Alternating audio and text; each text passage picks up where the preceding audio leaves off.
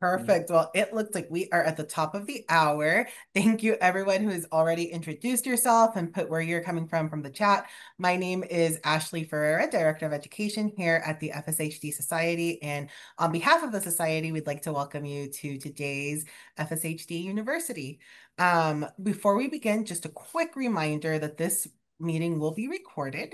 You are more than welcome to use the chat. However, we do ask that you please use the Q&A portion at the bottom of your screen to submit your questions for Dr. Benditt. Dr. Benditt, I will say there have already been a few individuals who have heard you speak and are very excited to hear you Really? present today. So Okay. I will go ahead and introduce Dr. Benditt. Dr. Joshua Benditt is a professor of pulmonary critical care and sleep medicine at the University of Washington School of Medicine. As University of Washington Medical Center's medical director of respiratory services, Dr. Benditt oversees the hospital's 70 plus respiratory therapists. He treats patients with neuromuscular respiratory failure, which includes FSHD, as well as conditions like multiple sclerosis and amyotrophic lateral sclerosis, or ALS. Dr. Benditt is a Seattle native, attended the University of Washington to earn his undergraduate and medical degrees, and he also trained at the Boston VA Medical Center. Thank you so much, Dr. Benditt, for being here, and I will go ahead and let you take it away. Okay. Thank you very, very much. It's a pleasure to be here. Um, the last time I actually spoke at the national meeting, I think it was maybe about 10 years ago, and it was in Las Vegas, if I remember correctly. Anyway, I really enjoyed the group there, and I'm sure we'll have fun today. Um, I am a pulmonary doctor for the most part, although I do some critical care.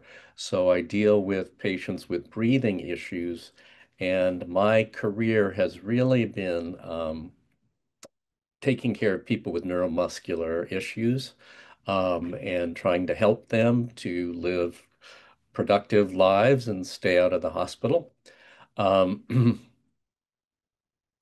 I do not have any financial conflicts for this talk.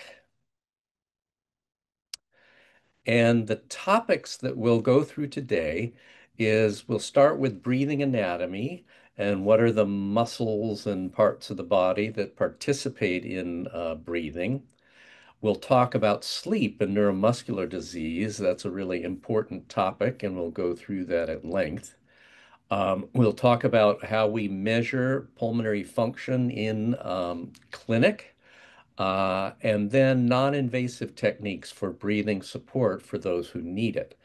So we'll talk about the difference between non-invasive breathing support, meaning with a mask or mouthpiece, versus invasive, which is with a tracheostomy, which is something I try to avoid as far as possible.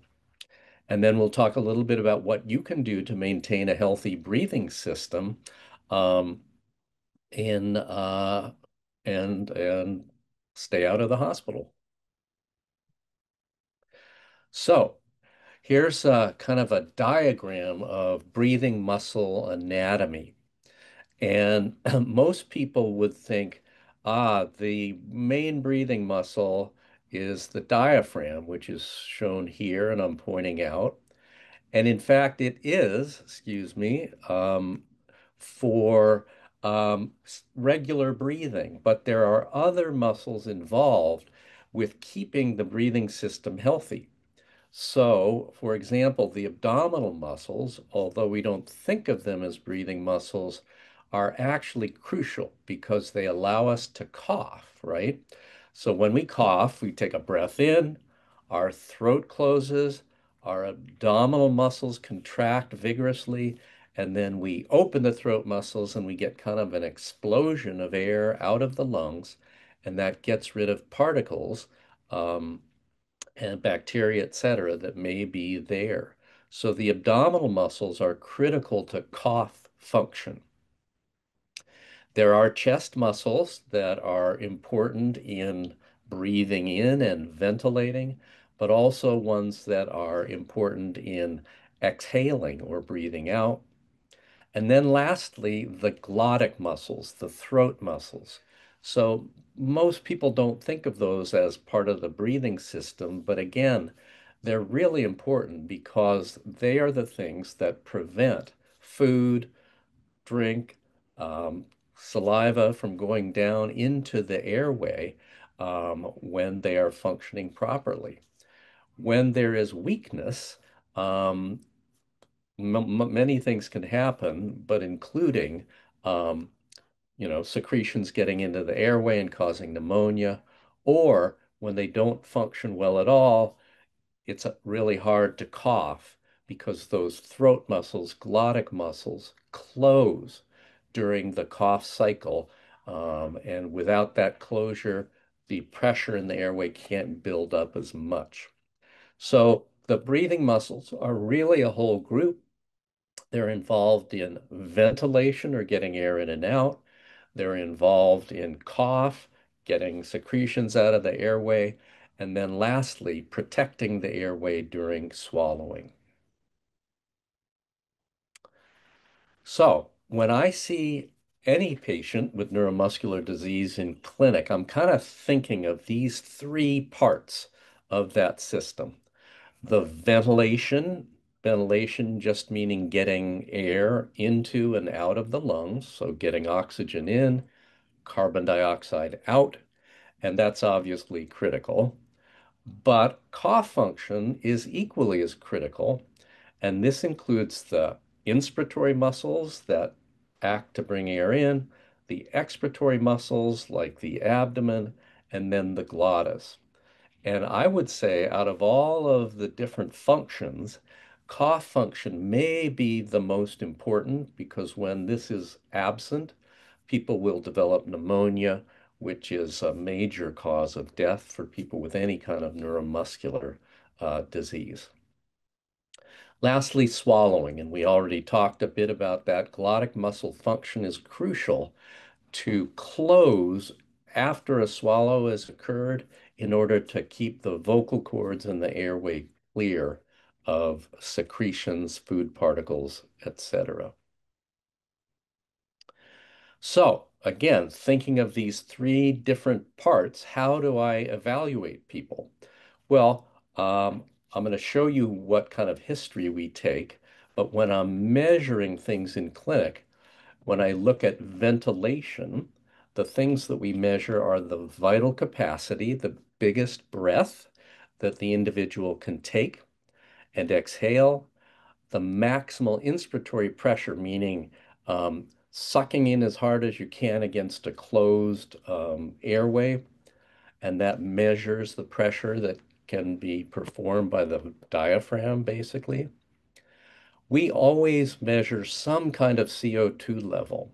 And the two ways that we do that in clinic are with what's called end-tidal carbon dioxide and transcutaneous carbon dioxide levels. Those are opposed to the arterial blood gas, which is a poke into the artery in the wrist and is not comfortable.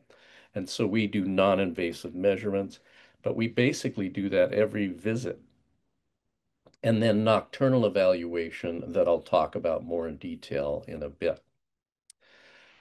What about the ability or inability to cough? We measure something called the peak cough flow value, and I'll show you how that's done. It's very simple to do.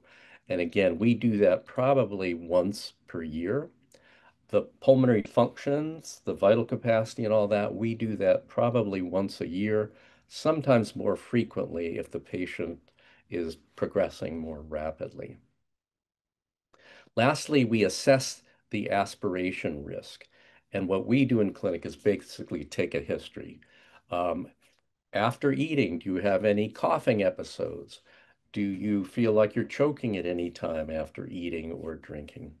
And then if those are found, we will send people to the speech and swallowing, our colleagues, and they will do what's called a barium swallow study. Now, ventilation problems, right? Getting air into and out of the lungs, um, occurs first during sleep. So that's when the problems first start. So why is it that that happens during sleep? And it's because during rapid eye movement or REM sleep, We all breathe less. So when you go into that dream sleep, you start ventilating or breathing a little bit less. And if we were to measure our carbon dioxide level during sleep, it goes up a little bit. But if you go into REM sleep and your diaphragm and other breathing muscles are weak, then we get what is called hypoventilation, meaning that a patient breathes less to the point where the carbon dioxide goes up to a level that's not healthy. And it can be quite high. In some cases, we try to get it before it does go high.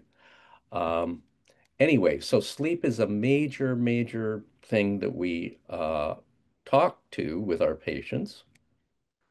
And the symptoms of what we call sleep hypoventilation or less breathing are a number of things that people might identify with other issues, but unexplained nocturnal awakening. So sometimes people say, I need to get up to go to the bathroom more than I ever did, even a few months ago. Very vivid nightmares or dreams, unexplained night sweats, headaches in the morning because CO2 can cause headaches due to vasodilation in the blood vessels going to the brain, daytime sleepiness or hypersomnolence, so falling asleep during the day when otherwise you don't think you should be, and then some fairly mild ones. So a lot of my patients are younger people who may be going to school. If they notice changes in concentration when they're trying to read or study for exams, that can be a tip-off. But also hypertension and depression can be signs of sleep disordered breathing, sleep hypoventilation. So what do we do in clinic? We've talked a little bit about the measurements. That forced vital capacity is the biggest breath you can take in and blow it out as far as you can, and we measure that volume. That's the vital capacity. If we suspect diaphragm weakness, we have people lie flat, and in that position, the vital capacity can drop because of diaphragm weakness. We measure the maximal inspiratory pressure where we have the patient breathe in against a closed valve, and we see what pressure they can generate, and that may be reduced when there's diaphragm or other breathing muscle weakness. And then, as I mentioned, we measure the carbon dioxide levels pretty much on every visit. So, what is treatment for these nocturnal ventilatory problems? And I've crossed out invasive ventilation. I am not a big believer in tracheostomy unless it's absolutely necessary. We specialize in non-invasive ventilation, so usually a mask with what we call BiPAP or bi-level positive airway pressure. It kind of looks like a CPAP machine, but it's a little more, it's a little fancier and can do uh, bi-level or dual pressures, and it can actually support breathing. So, initiating nighttime non-invasive ventilation. So, we're screening for symptoms, right? All those ones that I talked about. A sleep study can be diagnostic, but that doesn't necessarily need to be done. And sometimes it can be hard for people to get into a sleep center. So, if that vital capacity is less than 50% predicted, or that maximal inspiratory pressure is worse than minus 60 centimeters of water pressure, or if an arterial blood gas shows a CO2 of 45 or higher at rest, those will qualify um, people for non-invasive ventilation.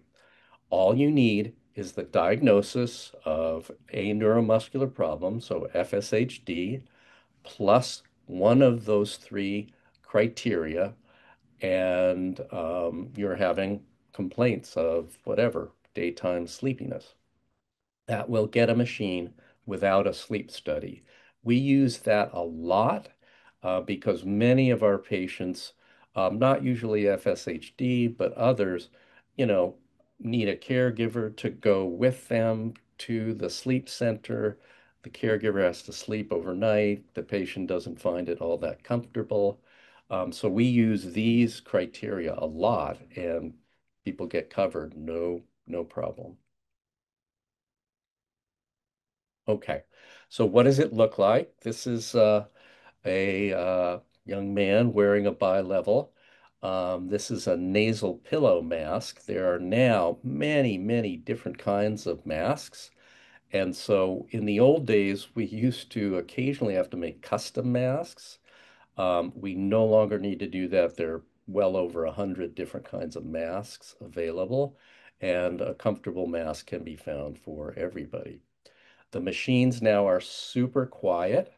Um, very little issue with a bed partner waking up, with air blowing and that sort of thing. Okay, well, what about FSHD? So here's a study, a fairly recent study, looking at sleep disordered breathing in FSHD. It was a pretty small study, only 51 individuals, uh, um, but 39% of those people had some kind of sleep issue. Most of them were very mild to moderate in terms of the severity of the sleep disordered breathing or sleep apnea. Um, it was interesting, but they didn't find a difference in sleep symptoms between those with and without a positive study, which is kind of surprising, but they did not find it. The you know, body mass index and the neck circumference were higher in those with sleep apnea, which is generally true, even in non-neuromuscular patients. If your neck is large in circumference with a high body mass index, the likelihood of sleep disordered breathing is higher. Not everyone required treatment, but several used BiPAP. And I think this shows us that it's not at all uncommon in FSHD, and certainly following people along and questioning them carefully about sleep issues. And then if there's any doubt, perhaps getting a sleep study or using the criteria that I discussed before. Okay, so a question people always ask me, when would you absolutely consider a tracheostomy? And the tracheostomy is really when there's problems with those glottic muscles, so significant dysfunction. So I treat a lot of patients with ALS. Many of them have very significant glottic dysfunction, meaning they can't protect their airway, they're aspirating, and even sometimes just wearing the BiPAP is very uncomfortable for them because they can't control that airway. So significant glottic dysfunction is a major, probably the most common reason that I see. However, if someone is using BiPAP and the PCO2, the CO2 level is high, despite optimal non-invasive therapy, that can be a reason. If people have recurrent pneumonias that are unexplained um, and may be due to hypoventilating, not breathing enough, and having the lung collapse at nighttime, that can be an indication. I must admit, I've never had a patient who preferred tracheostomy, um, but that is listed in the literature as a potential cause. And then lack of experienced healthcare providers for non-invasive ventilation. That's becoming a lot less common. Most of the home care companies are very adept now at getting devices for people at home. So why do I avoid tracheostomy? I get this question a lot. Well, it's a surgical procedure. There's a foreign body in the trachea, which impairs host defense, meaning bacteria can go in, stick to the tracheostomy tube, and cause pneumonia. You can get complications of the tube, including bleeding, airway stenosis or scarring, something called granulation tissue, um, an increased need for nursing care for somebody to take care of the trach tube. And then it's socially isolating. A lot of people with tracheostomies feel, I can't really go out with this in public. They could, but it's a pressure on them. And so that's why I try to avoid it, and we go to great lengths to avoid that. Okay, so that's all the issues kind of on ventilation and breathing support. Now I'm going to talk about cough problems because I think this is equally as important. So cough problems arise because the abdominal and rib cage muscles are weak. It can also occur because there's an inability to close the glottis, as I mentioned. This results in reduced peak cough airway flow and inability to clear secretions, and then you get mucus buildup and infection. So what the heck is peak cough flow? So peak cough flow is measuring what's the flow of air coming out of your mouth when you perform a cough. And normally, the values are about 500 liters per minute out of the mouth during a cough, um, and can be up to 700 liters per minute. People have actually measured the velocity of the particles, and it's about 500 miles per hour, if you can imagine that. We know that if the cough peak flow is less than 160, you really will be unable to clear secretions out of the airway. If the cough peak flow is less than 270, it's worrisome because during viral infections or bacterial, those often drop to less than 160 due to the effect of the infection. So that's what it is. And it's like the simplest thing in the world to measure. What that is on the left is an asthma peak flow meter that asthma patients use to monitor how their breathing is going. We attach it to a mask, and then we say, take a deep breath in and cough as hard as you can. And then there's a little yellow dot there will move up and will tell us what the cough peak flow is. That's how simple it is. It's not done in a lot of places, but it's very, very easy to do. And if any of your doctors are curious, they can always email me. But there's plenty in the literature about how to do this with diagrams and all that. Okay. So, um, we wouldn't really measure cough peak flow unless we could help with that issue. And in fact, there are a number of ways that we can help with what we call manually assisted cough, using a resuscitation bag or an ambu bag, and then what's called a mechanical insufflator, exsufflator, cough assist. And here are pictures of those. So on the left is manually assisted cough. And so the assistant puts the hands on the rib cage, has the patient take a deep breath in, and then cough. And then they push in on the ribs, and that helps augment the cough flow. In the middle, one of the respiratory therapists that I worked with um, is using a resuscitator bag or an ambu bag. And what he's doing is giving the patient multiple breaths, and then the patient coughs on their own with that bigger inflation. As the lungs and the chest are inflated to a higher volume, when you cough, it gets more of a flow. So just using that little $20 bag, you can increase cough flow quite a bit.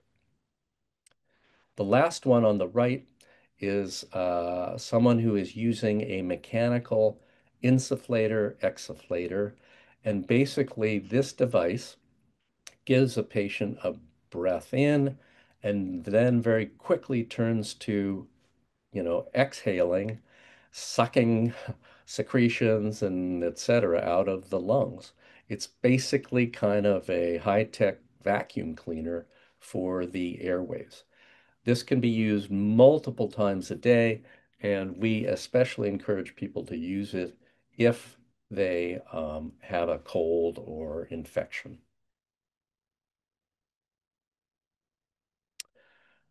Okay, so what about that swallowing issue that we were talking about?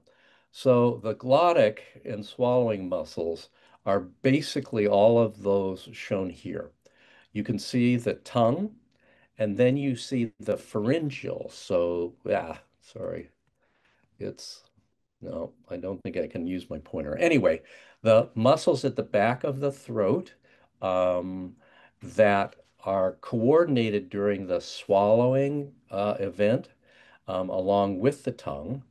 And those muscles, of which there are a number, have to act in concert to get food or liquid to be swallowed into the esophagus behind the windpipe.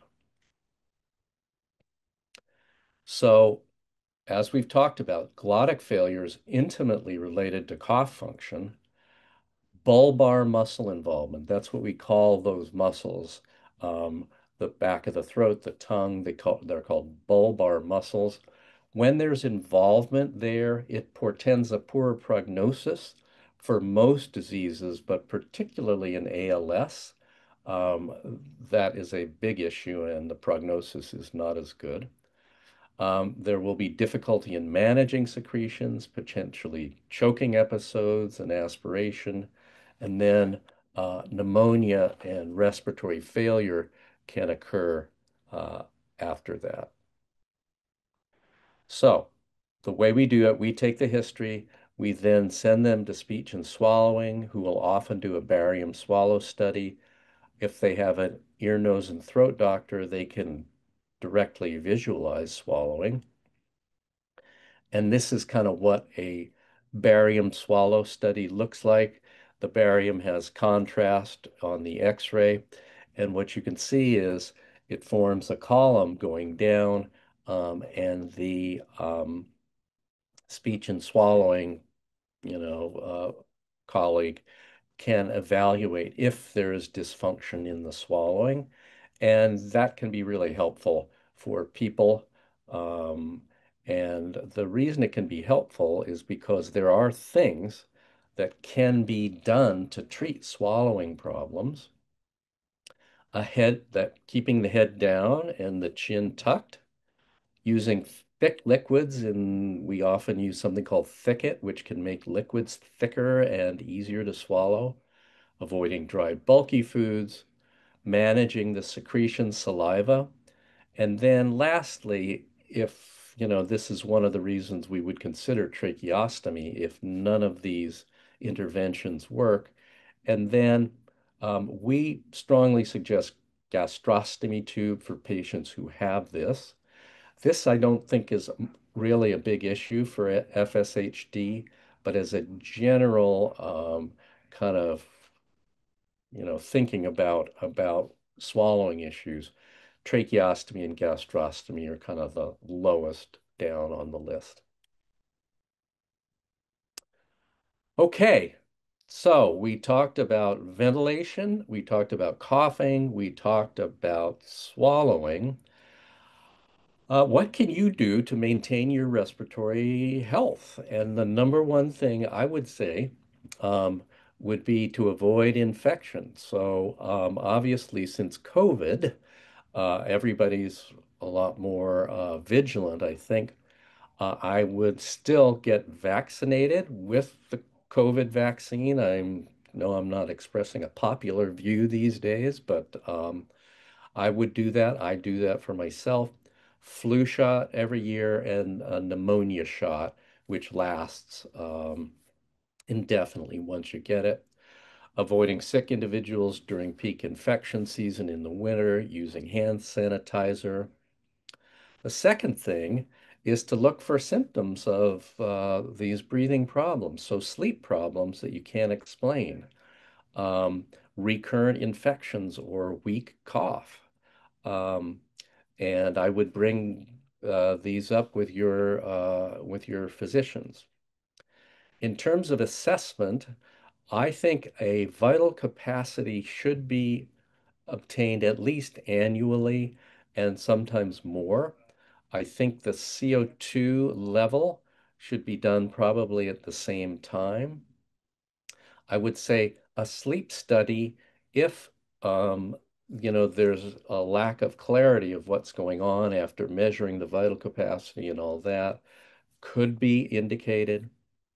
Um, and then lastly, and this has been a big issue, um, is that people need to go to the ER sometimes for a respiratory infection.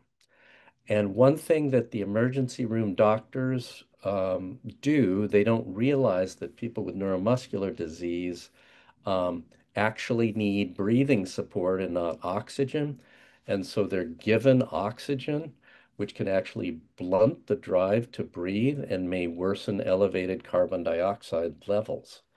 So, I tell all my patients if they're already on BiPAP to bring it with them when they come into the hospital, and that before you let the emergency room put you on oxygen, make sure you're using your BiPAP. And if that can't be done, then I tell folks to make sure that they check a carbon dioxide level when you're in the emergency room. I have seen people who have died because of that, being given oxygen. And it's absolutely terrible when you hear it because it can easily be avoided. Okay, so we'll summarize, and I think I'm just right on a half an hour. Um, so for each patient with neuromuscular disease, we've got to assess function, and in the three parts that I talked about, a lot of it is just asking questions about the history, but some of it is actually measuring testing.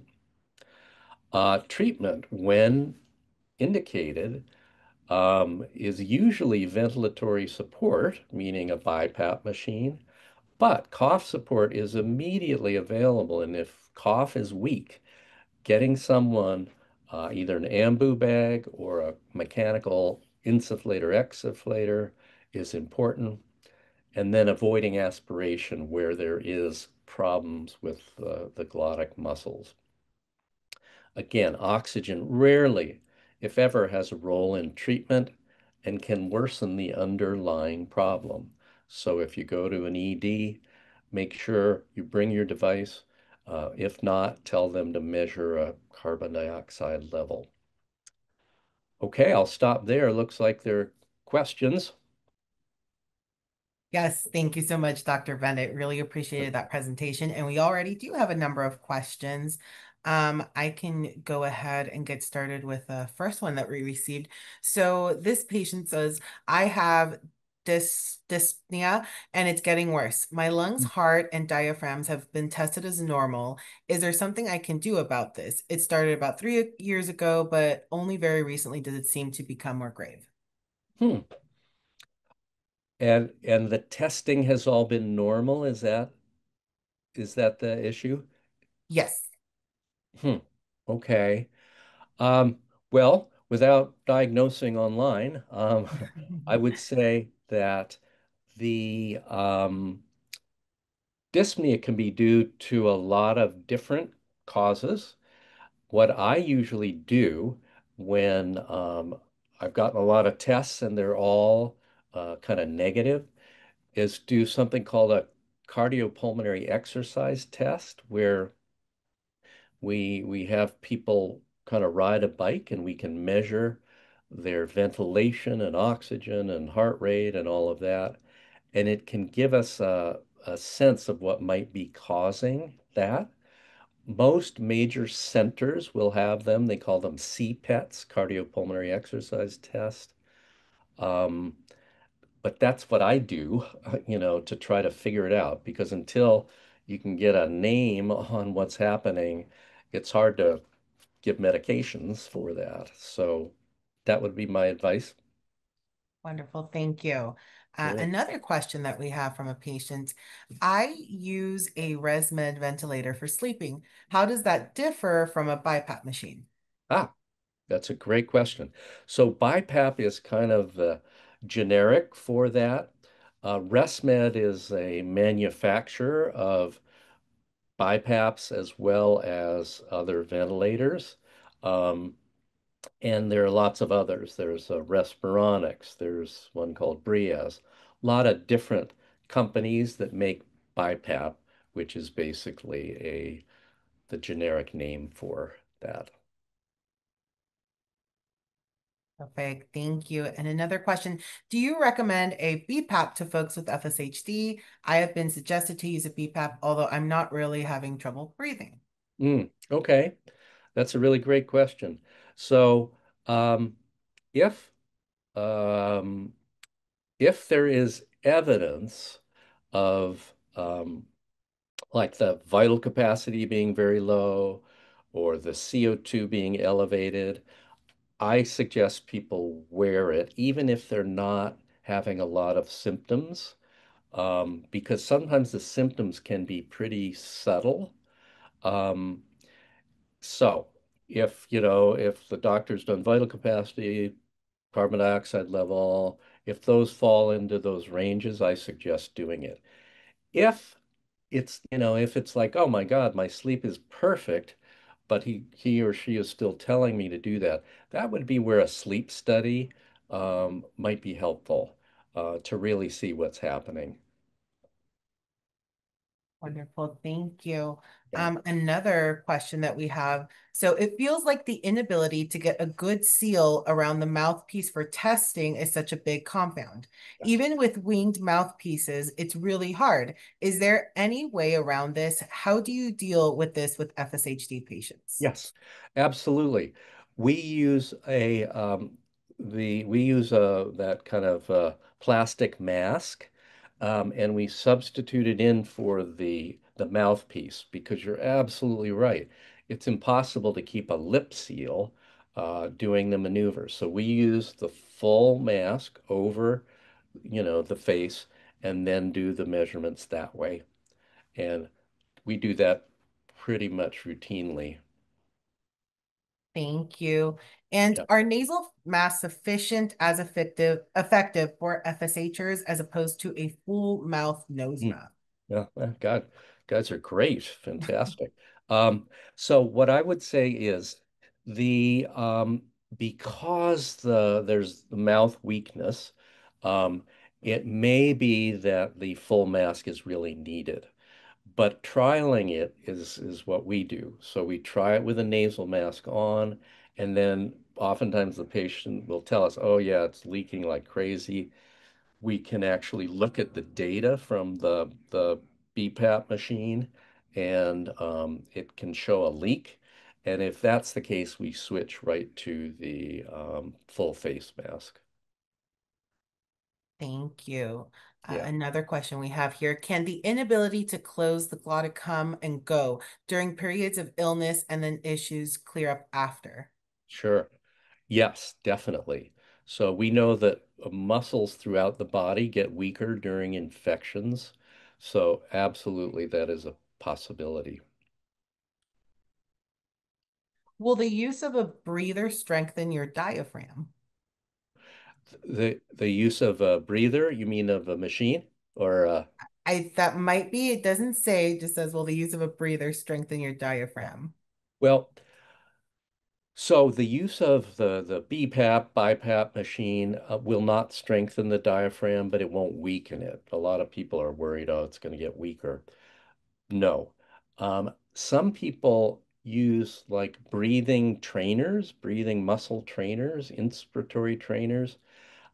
For people with neuromuscular disease, I'm not really a big fan of those because they can really fatigue the muscles.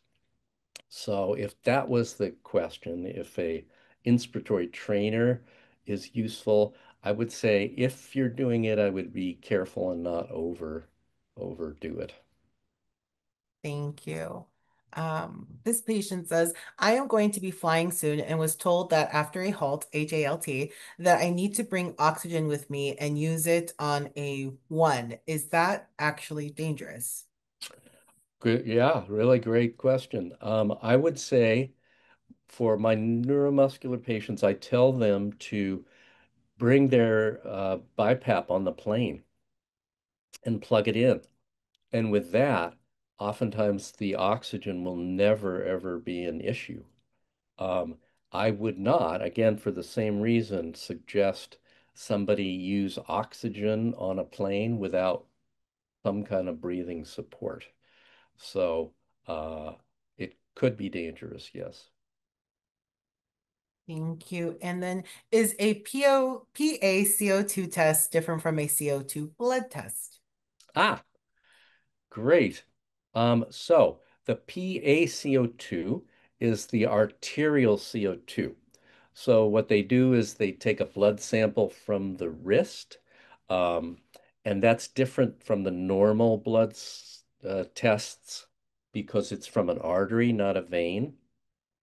Um, One can measure a CO2 level on a venous blood, but it's a different measurement. And so to be completely accurate, it really needs to be an arterial CO2. And yeah. Can you explain how the Inspire project, as seen on TV, differs from NPPV for sleep-related disorders Yeah, in others? yes. Yes, I can. So the Inspire, as seen on TV, is a nerve stimulator that is implanted into the neck to the nerve that controls um, the kind of posterior portion of the tongue and those laryngeal muscles. And what it does is when it stimulates, it opens up the airway, which is, um, the problem with standard sleep apnea. It's obstructive in the back of the throat. Um, for people with neuromuscular disease, um, I would not recommend that because there might be obstruction, but there are often other problems like a weak diaphragm and all of that. And the Inspire doesn't do anything for that. It's only relieving the obstruction in the back of the throat. Okay. It is Um, advertised like crazy. how do respiratory issues in FSHD differ from those seen in other neuromuscular disorders like ALS or Duchenne muscular dystrophy? How does the muscle disorder itself or Yes. okay, so yeah, that's a really great question. And so in all of the muscular dystrophies, depending on what gene is affected and so forth, different parts of the body are affected, right? And so some muscular dystrophies have really dramatic effect on the diaphragm, chest wall muscles, and all of that.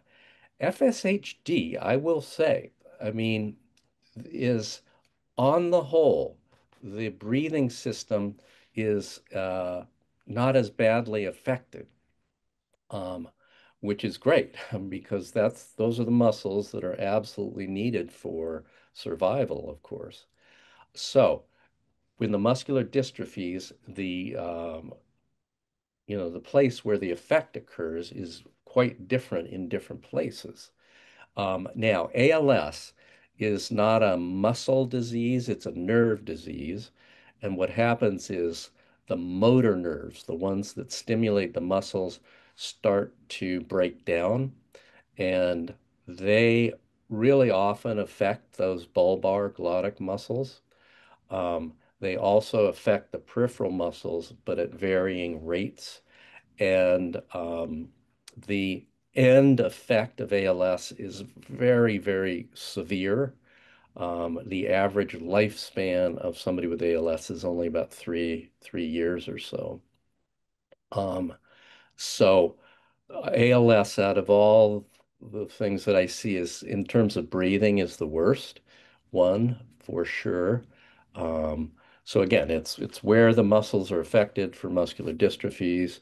You know, all of you know where you're being affected. Fortunately, the diaphragm and some of the other breathing muscles are a bit less affected. Thank you. This patient shares that their local pulmonologist has no machine for testing the cough muscles.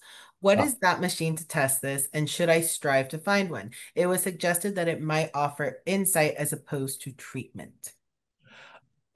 well, so uh, I think it offers both in the sense that um, it can tell you how strong the breathing muscles or the cough, function is, and it can also qualify one for these devices. So in order to get the cough assist, you have to have a value of 270 liters per minute or less. Um, and that, um, you know, you can get that right away. Insurance will cover that. The machine that we use, the machine is just that mask with an asthma peak flow meter. Um, I don't know where the patient lives, but sometimes going at least for one visit or so to a center, um, that for sure does this, and there are definitely ones around the country for sure that will measure that. But I think it can get you some devices that will help for sure. Thank you. Is it common for FSHD patients to feel their chest getting heavy when they lay down or for breathing to become more shallow? Hmm. Yes, absolutely. So when the diaphragm has any amount of weakness, um, the lying down makes you feel more short of breath for sure. Um, the heaviness, um, I think, is kind of the body's interpretation of it not being able to get a big enough breath with the diaphragm. And my guess is that's what is causing that heaviness lying down. But that is definitely something that occurs. Do you believe that a spirometer is not good to use for a patient with FSHD because it is too tasking? To tasking. Well, I mean, the spirometer for measuring the values of the vital capacity, that's no problem. A Sometimes people get like a post-surgery spirometer where they take a breath in and kind of make the balls go up in the air. Um, that again, I don't like people fatiguing their muscles. So if somebody was given one of those to kind of exercise, I would do it in a very kind of small, you know, way. I think that's what they're saying, the tasking, probably the Yes, energy exerted. So, it's okay, but don't overdo it.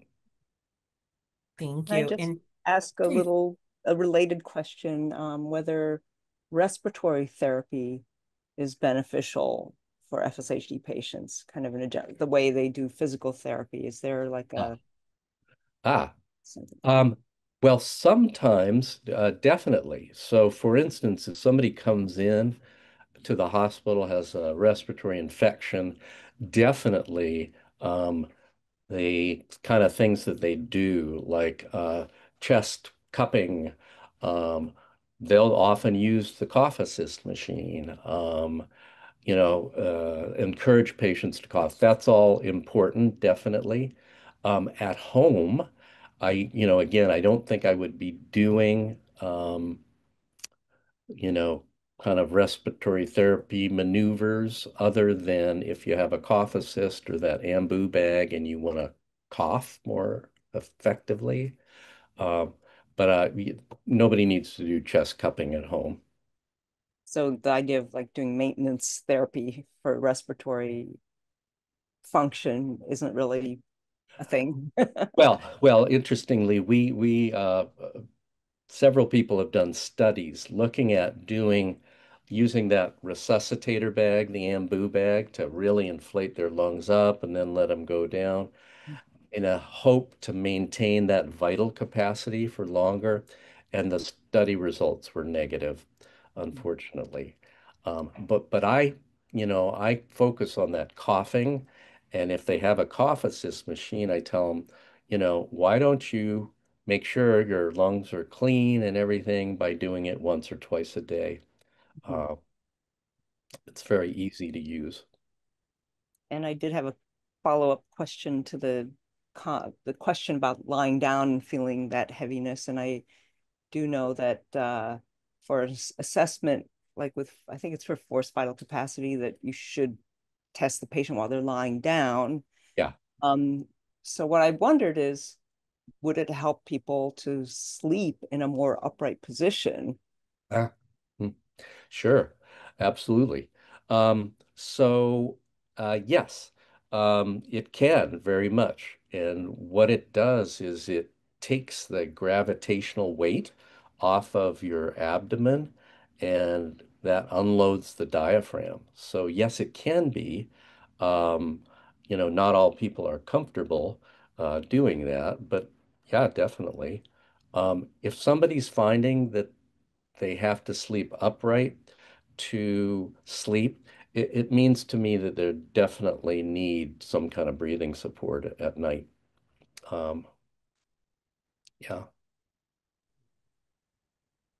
Thank you. I actually will kind of in line with this. What would be the best exercises or recommendations that you have that a patient can do to keep the diaphragm muscles working and the glottic muscles working as well? sure. Um, well, here's what I tell people. Again, those inspiratory muscle trainers for the diaphragm, I think those are a little um, too severe for patients with muscular dystrophy, really, of any kind. Um, But the amount of ventilation breathing that you do with walking and doing, kind of normal exercise is quite helpful. It will double or triple your diaphragm output. Um, and so I tell people to just walk, or let's say they have a little seated bike or something like that. Totally great. Helps the heart and the diaphragm.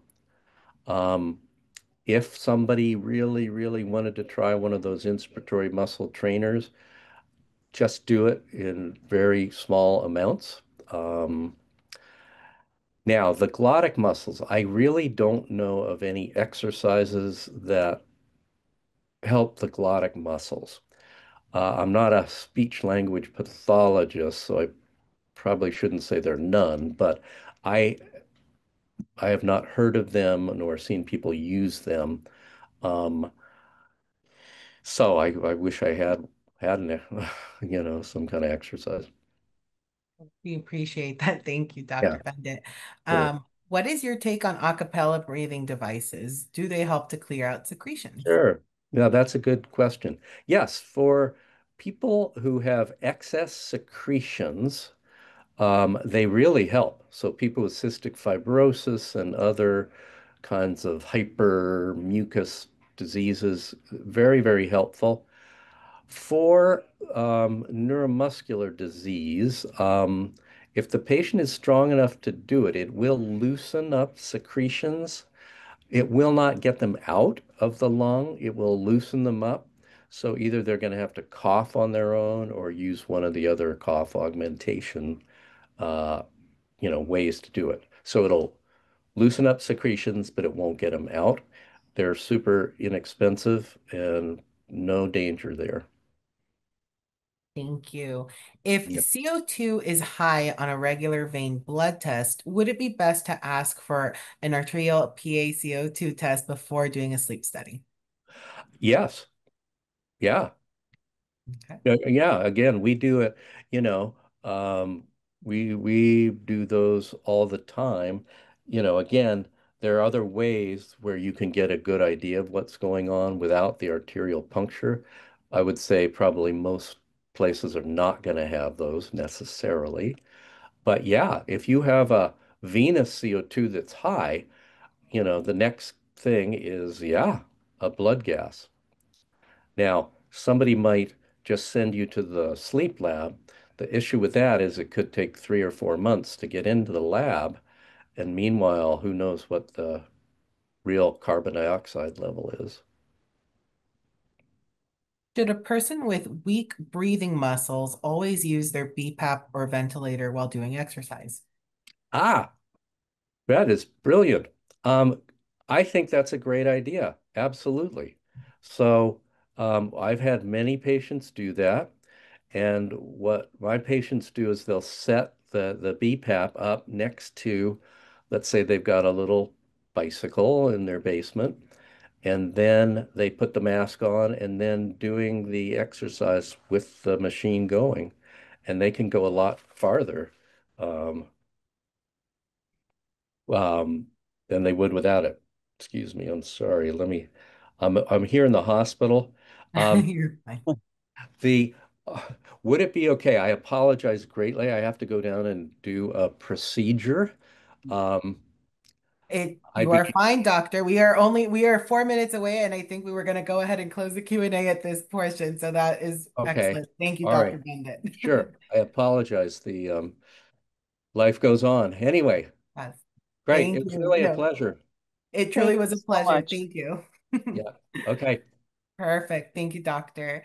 For those of you still with us, thank you so much for joining us today. We really appreciate all of your questions. And of course, we appreciate Dr. Benditt taking the time to answer your questions. Really great job for engaging with us. It just shows us how engaged you are with the content, that you are really thinking about the presentation. So please continue to do that. We look forward to seeing you at our next FSHDU, which will take place on Thursday, July 17th at what p.m. And this will be on the role of the physiatrist in managing FSHD. And actually, since we have a few minutes, I'd like June to kind of share a little bit about what a physiatrist is, as most individuals don't really know what that means. Well, and I count myself among them. When I first joined the FSHD Society, that was a specialty I had not heard of. It's also known as kind of rehabilitation medicine. But the reason we wanted to introduce you to physiatry is it is probably the single most useful specialty in medicine for people with FSHD. So you may have heard, oh, you need to go to the neurologist every year, or you go to the neurologist to get diagnosed and so on. And that is, of course, important. But the physiatrist is kind of like your, I don't know, your medical handy person. Like you go in with whatever issues, it's mobility issues or pain issue, or just being able to do something in your house or do a, recover or find a way to do something you couldn't do before. And they are a problem solver. So they might figure out that you need a new kind of brace, or that you would benefit from having an ergonomic support for your arm, your whole bunch of things like that. They are, and many people with FSHD, when they discover a physiatrist, they go like, at last, here's the doctor who answers all my most practical questions. So I think you will find it very valuable to come to our next FSHD webinar. With and learn all about physiatry. And I also did want to put in a plug for tomorrow's Feeling Fit with FSHD. And we'll have a live Qigong session, which is a great form of exercise for stress relief and also for breathing, because a big focus on healthy breathing. Perfect. Thank you, June. And again, thank you everyone for joining us. Please make sure you look at our updated calendar of events, and we look forward to seeing you next time. Thanks, everyone, and have a great evening.